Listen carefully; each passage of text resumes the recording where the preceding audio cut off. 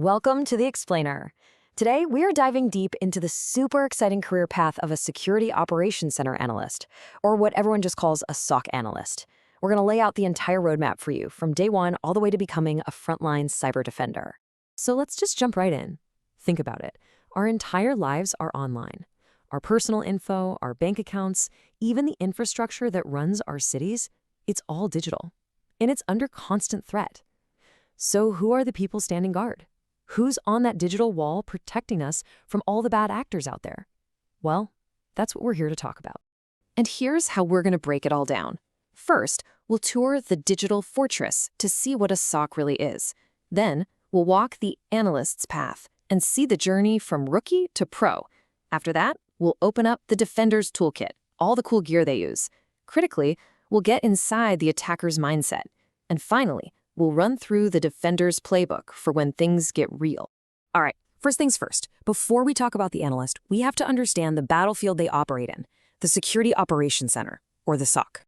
So what is a SOC? You can think of it as the mission control for a company's entire cybersecurity defense. It's a real place with a dedicated team, and their job, 24/7, is to watch all the screens, look for anything suspicious, and be ready to jump into action at a moment's notice. This analogy just nails it, doesn't it? The SOC analysts are literally patrolling the digital streets of a company's network. They're checking the locks, watching the security cameras, and making sure no one's trying to sneak in. And if a burglar does break a window, they're the first responders on the scene, ready to investigate and neutralize the threat. Okay, so we know where they work, but how do you actually become one of these digital guardians? Well, like any good hero's journey, the path of a SOC analyst is a clear progression, with each step demanding more skill, more intuition, and more responsibility. Your journey usually kicks off as a level 1 analyst. They call this person the Watcher. You're on the front lines, looking at a flood of automated alerts, and your job is to figure out which ones are real emergencies and which are just false alarms. Once you get good at that, you can move up to level 2, the Investigator. Now you're a detective. You take the real threats and piece together the clues to figure out exactly what's happening. And the top of the ladder? That's the level 3 analyst, the Hunter. These folks don't wait for alarms. They go on the offensive, actively hunting for the sneakiest, most advanced threats hiding in the network. All right, so you've got the career path mapped out, but you can't be a defender without the right weapons and know-how, right? So let's get into Section 3 and open up the Defender's Toolkit to see the core concepts and tools every analyst needs to master. Okay, a super fundamental concept you gotta know is how data actually moves around. There are two main ways, TCP and UDP. Think of TCP like making a phone call. You dial, the other person picks up, you both say hello, and then you start talking. It's reliable. You know they're listening. That's the three-way handshake. UDP, on the other hand, is like sending a postcard. You just write it and drop it in the mailbox. It's way faster, which is awesome for things like streaming, but you have no idea if it actually got there. So how does all this data find the right program? Well, picture a server as a giant apartment building with over 65,000 doors, or ports. Each service, like a website or an email server, has its own special door number. Regular web traffic knocks on door 80. Secure traffic, HTTPS, uses 443. Remote login, SSH, uses 22.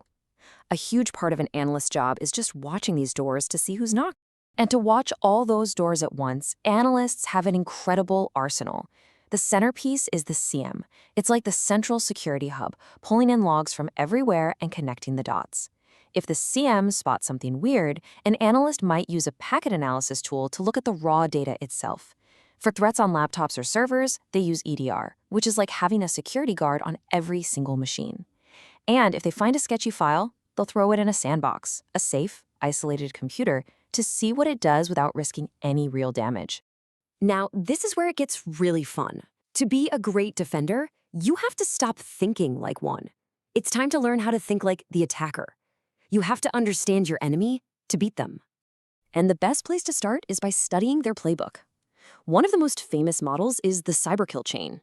It was actually developed by Lockheed Martin, and it brilliantly breaks down a complex attack into a sequence of steps. Why is this so important? Because if you understand the steps, you can find a way to break the chain.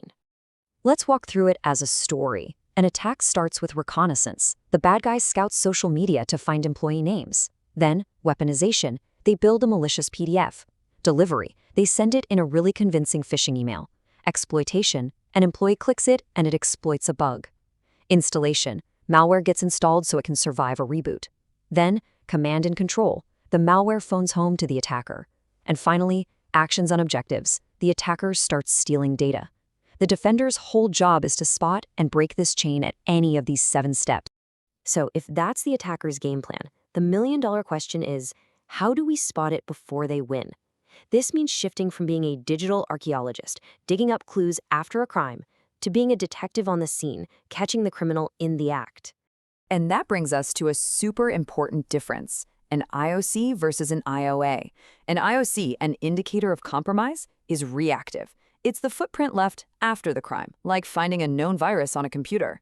It tells you, hey, you've been hacked. An IOA, an indicator of attack, is proactive. It's evidence that an attack is happening right now, like seeing a normal program trying to steal passwords from memory.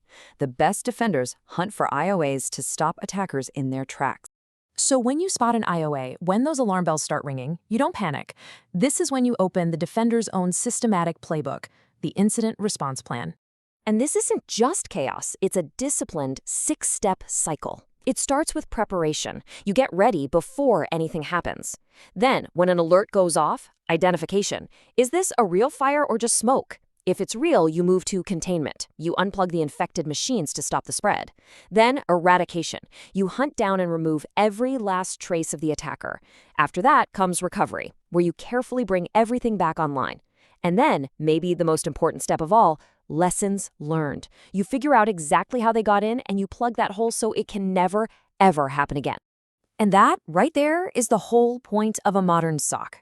It's not about just running around putting out fires. It's about taking what you learn from every single fire to build a more fireproof building. You turn intelligence into action to stay one step ahead of the bad guys.